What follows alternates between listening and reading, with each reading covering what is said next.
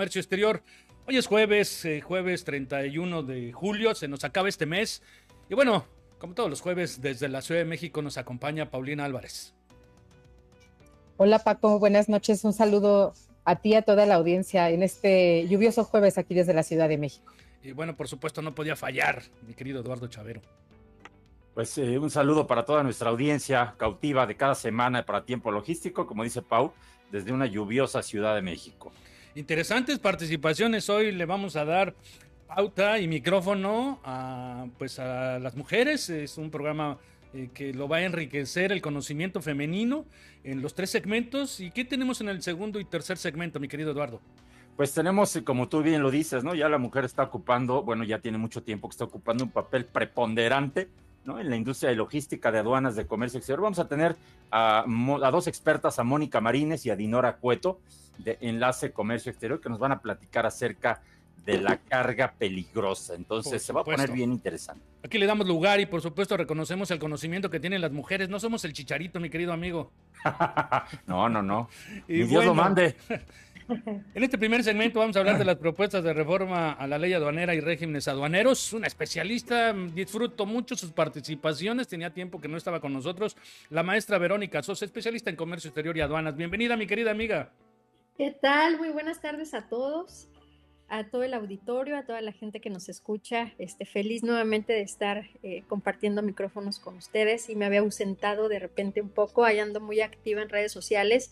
Pero en el radio, de repente, a veces los tiempos no nos alcanzan. Pero hoy, con mucho gusto, comparto aquí esta información que seguramente les va a ser de utilidad. Correcto, y ya compartirás este segmento en tus redes sociales porque también tenemos una muy buena audiencia que te vas a sorprender. Es un tema bien interesante, mi querida Paulina. ¿Cómo podemos empezar, Verónica? Pues mira, les quiero platicar un poco de antecedentes. Desde diciembre del año pasado se veían ya iniciativas de propuesta de reforma a la ley aduanera, una propuesta muy ambiciosa. De hecho, hubo diversas invitaciones para participar en que la iniciativa privada y los que estamos en el día a día de la operación presentamos nuestras propuestas. Yo presenté propuestas de recinto fiscalizado estratégico, por supuesto, enfocadas en la realidad, en lo que es la operatividad del día a día. Tuve la oportunidad de conversarlo con la Asociación de Recintos, de compartir experiencias, de identificar cuáles pudieran ser esas mejores prácticas para presentar la propuesta. Afortunadamente, fue de las propuestas tomadas en cuenta para presentar directamente al maestro Rafael Marín, titular hoy de la ANAM. Y estuvo muy padre porque fue un foro organizado por la Concanaco, en donde diversos especialistas presentamos en diversos tenores, ¿no? Desde los puntos de entrada, de la forma de fiscalizar, los embargos precautorios, aquellas famosas investigaciones que se van a mucho tiempo, por supuesto, recintos fiscalizados estratégicos y otros regímenes aduaneros.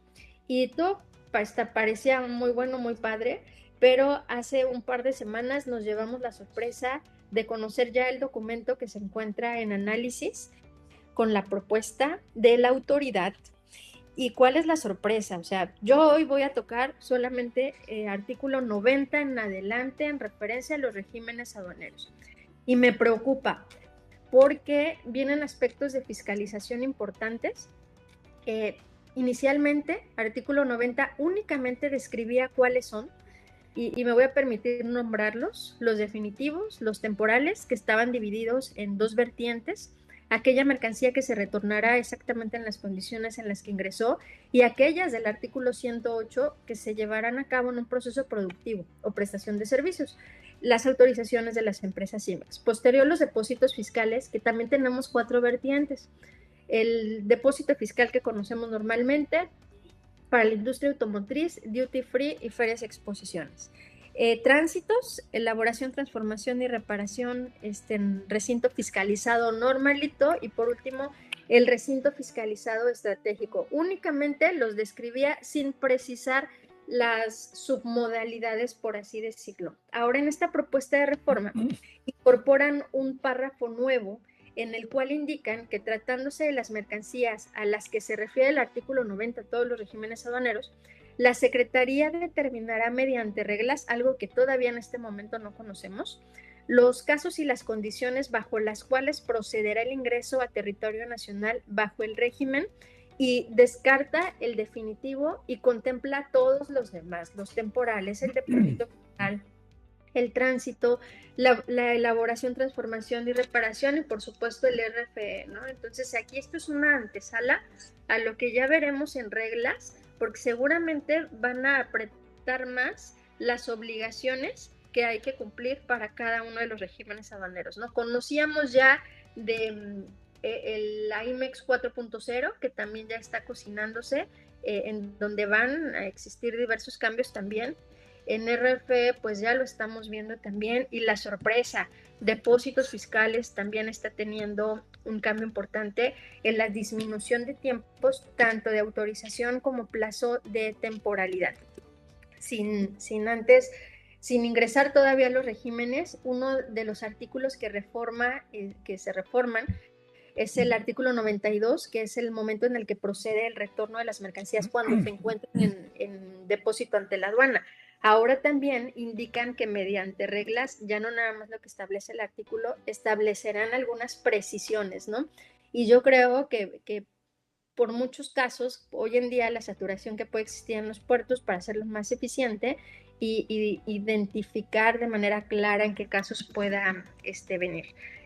Otro tema también importante, las empresas que cuentan con la autorización de revisión en origen, el RO, no previo en origen, revisión en origen, que deben de cumplir con un porcentaje de margen de utilidad para que sigan teniendo ese beneficio de eximir de responsabilidad al agente aduanal en el previo, o sea que si no lo revisas no pasa nada, me exime de responsabilidad, la responsabilidad recae directamente en el importador, cuidando ese margen de error del 2%. Ahora estarán sujetos, además de las facultades de comprobación, a nuevas revisiones que determine la Secretaría. No sabemos cuáles, no sabemos qué otra cosa nos vayan a implementar para este tipo de empresas. Y estas empresas que cuentan con la autorización, dentro de la misma vienen los números de patente de los agentes aduanales que están autorizados para manejar esos embarques, ¿no? Entonces, agentes aduanales, es importante que sepan este cambio, porque tendrán que hacer en su caso la actualización de los números de patente y si son agentes aduanales nuevos o si van a cambiar o van a incorporar nuevos agentes aduanales, y que sepan que además de esas facultades de comprobación puedan llegar nuevas revisiones.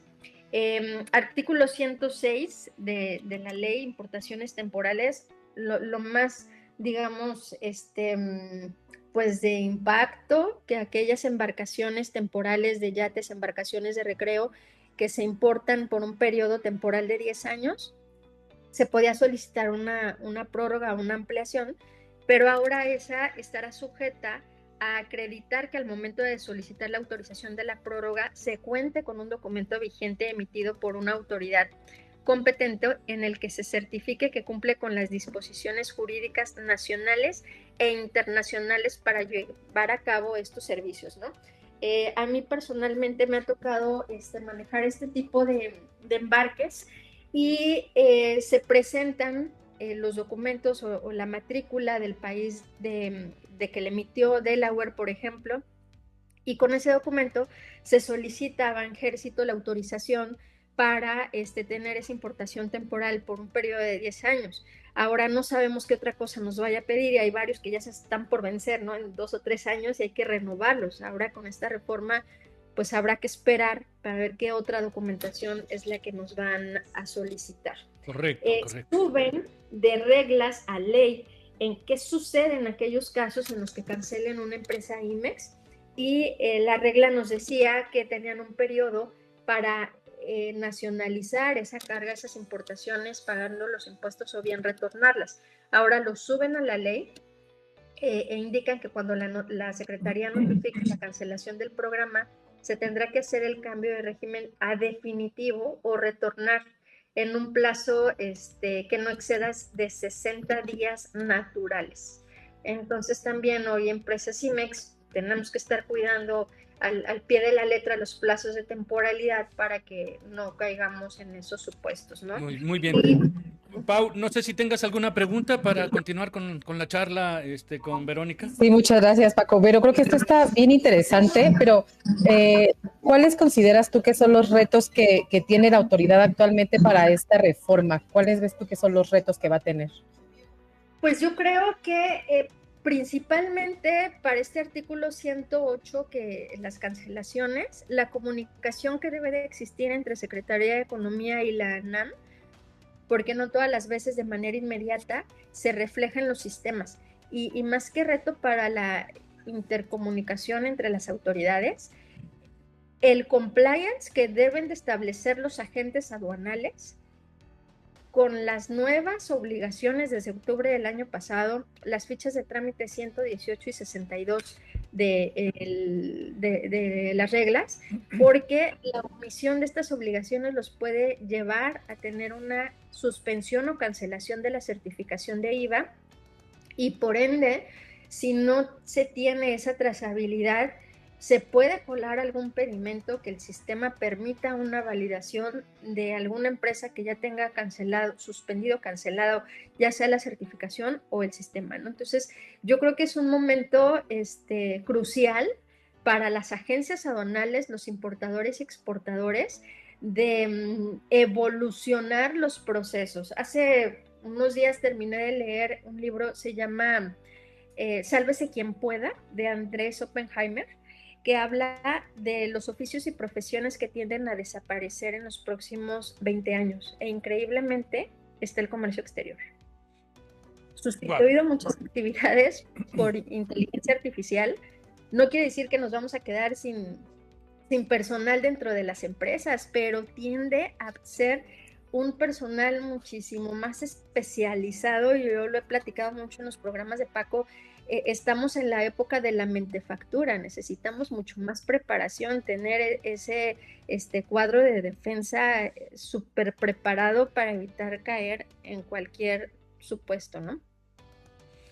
Vaya, qué interesante. Qué interesante de verdad esta situación, Paulina, de verdad que este tipo de asuntos tiene que tener una prevención, Vero. En el caso, Paulina ya te hizo la pregunta, nos quedan pocos minutos para culminar tu participación. Te la enfocó hacia el lado de el gobierno, pero del lado de la iniciativa privada, ¿en qué es en lo que se tienen que preparar para todo este tema?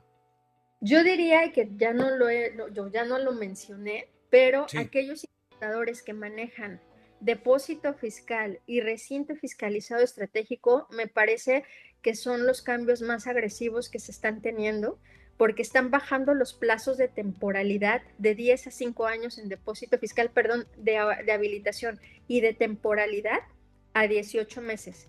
Y para RFE está sucediendo lo mismo, le están bajando el plazo de temporalidad de 24 meses a 18 meses. Hoy en día tenemos 3 meses para calzado y textil, y el artículo dice, y además la Secretaría podrá establecer otros sectores que será menos tiempo.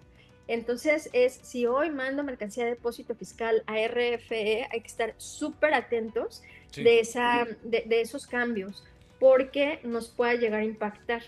En un orden de prioridad en cuanto a la gravedad del asunto, yo diría punto número 1, depósito fiscal; 2, recinto fiscalizado estratégico, porque adicionalmente existe la posibilidad de que pueda existir algún incremento de los costos mandando a RFE, porque tiene contemplado la autoridad el cobro de aprovechamiento del 5%, beneficio que tienen por decreto hoy en día. Aún con ese incremento, Vero, perdóname por interrumpirte, pero aún con ese incremento el RFE seguirá siendo una herramienta de mucho aprovechamiento, sí, que se tiene que aprovechar y que se tiene que seguir conociendo por parte de los importadores. Recientemente, justamente el martes, estuvo por acá de Accesa Logistics, estuvo Verónica Valencia, tocaya, que bueno, están dentro de la misma organización de la asociación en la que pertenecen, Refego.